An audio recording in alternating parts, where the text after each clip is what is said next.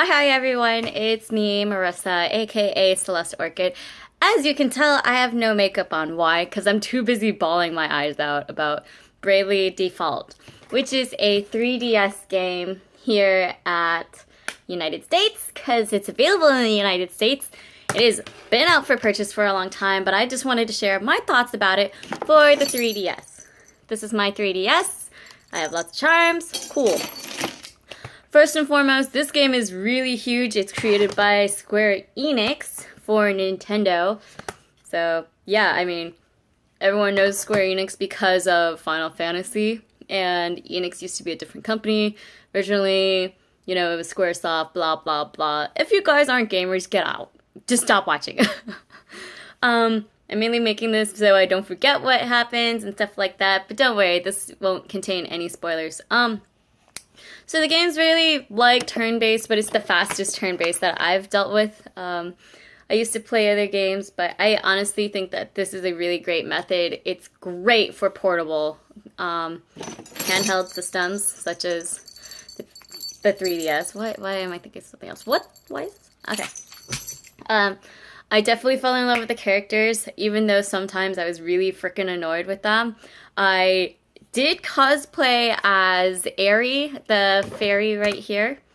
And then I did cosplay as Agnès Oblige in her normal outfit or her traveling outfit or default clothes.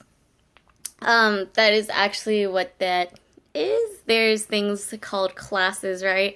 Actually, it's job titles called asterisks. So when you have new asterisks, like you can equip new stuff and you can equip 2 different abilities of asterisks. And it's just a really cool title. They implement this new thing called Default in the game. And Default lets you block M and take less damage and then raise your attack points or battle points, BP. And I think that's amazing. They have this thing called Bravely Second where you can actually increase your battle points by playing a lot. So you can, like, say you don't play for 3 days. No, you play for 3 days and, I mean, literally, they have a freaking timer on this thing. That's probably why I'm so tired. I've been playing this game, like, nonstop, so my bad. But you spend BP.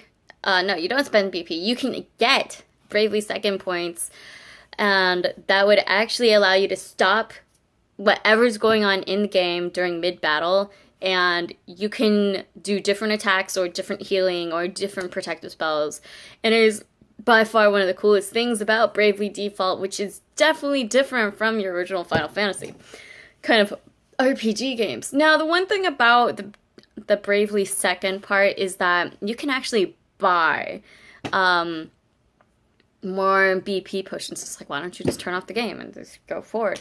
You can. It is great in a pinch. There were so many boss battle times that just got harder and harder as I progressed in the game, and I had to use BP. Did I ever buy one?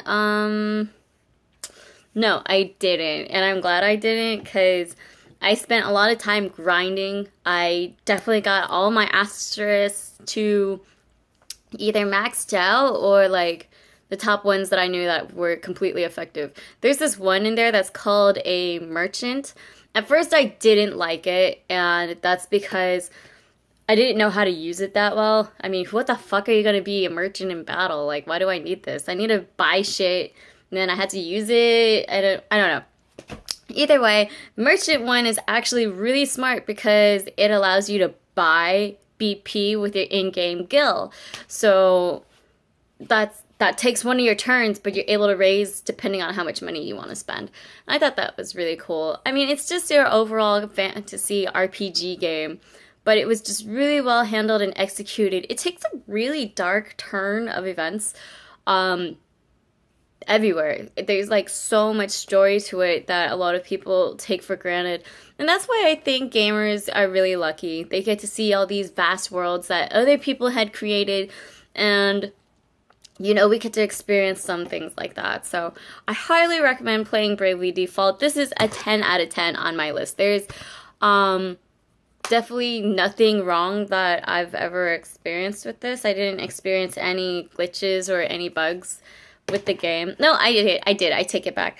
One of my final bosses, I totally had magic points or magic MP, and it was just really stupid because Tiz is this guy, the little, not Tiz, Ringabel, this guy, he totally had like 400 MP, and he wasn't able to cast, and he wasn't silenced or anything, so it was really stupid.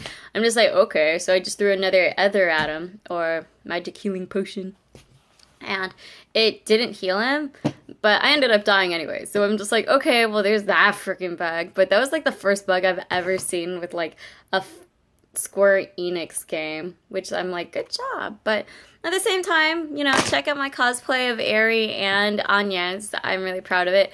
I do want to say that I am working on a few more costumes from Bravely Default. It is by far one of my favorite games on handheld next to Animal Crossing, but is beatable.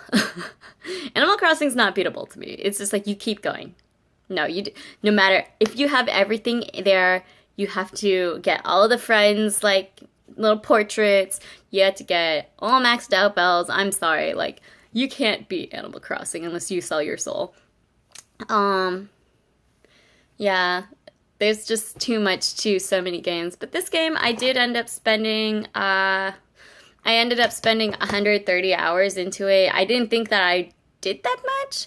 Only because there were times where I would pass out and I wouldn't play the real game. So I'm like, oh, okay, I'm just gonna, so like, I'd be like, oh yeah, okay, I'm playing, yeah, it's not even in here because I beat it, so I wouldn't be playing it while I'm doing this video. So I'd be like playing, and then, oh yeah, and then I'd fall asleep, you know? So I'd feel really bad, and then I made my hours go up. I did grind the fuck out of one of the castle dungeons, and I'm just like, fuck, I'm dying. Yeah, grinding in this game isn't that important. Oh my god! So there's this option where you can make battle occurrences more often or less often. That is my freaking life. Oh my god. It's just like I would run around forever and then say like two of my characters are dead. Didn't really happen, but say two of my little characters are dead. I'm like running around, and I always use cones. I'm sorry. Running around the map, and then like they're dead. So like one of them's like oh wait, so this one's dead. So it's like like trying to drag him along and I'm like, oh fuck, I don't want to run into any more monsters. I'm gonna fucking die. And so, you know, me playing, I just was like, oh, you know what? I'm gonna lower that down.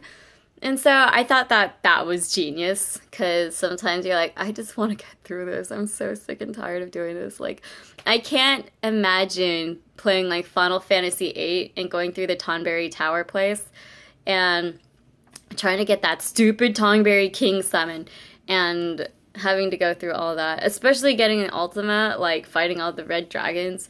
That sucked too in Final Fantasy VIII. And if I had that little like meter where it's just like, yeah, battle occurrence 100%, you're gonna take a step, fight a battle, or it's just like, oh, battle occurrence 0%, and then they give you this nice little pop-up message that says, hey, just FYI, you're about to not fight anything, so you're not gonna level up. I don't recommend not leveling up, so yeah, that was a double negative. I'm so sorry. I do recommend leveling up.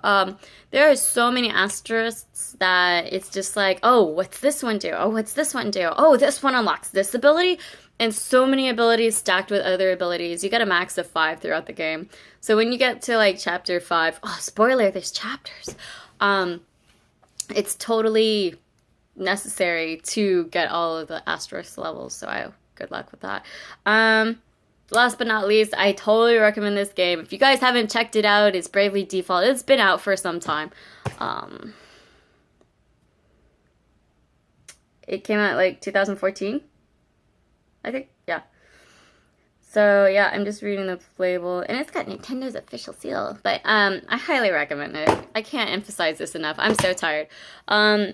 There's so many cool cutscenes, and I mean, it's all interactive. You can go back and check it, and it just recaps so much for you. And it's truly what the Final Fantasy franchise has missed. So Thank you guys so much for watching. I just wanted to emphasize that you must play Bravely Default. This is a great, freaking amazing game.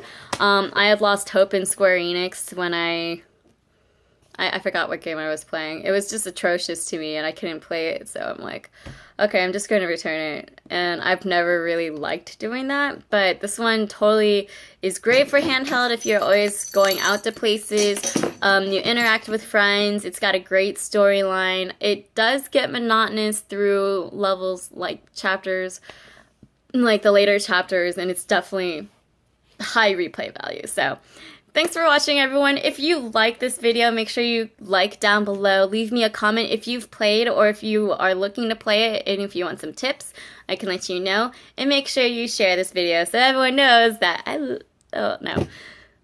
just share the love.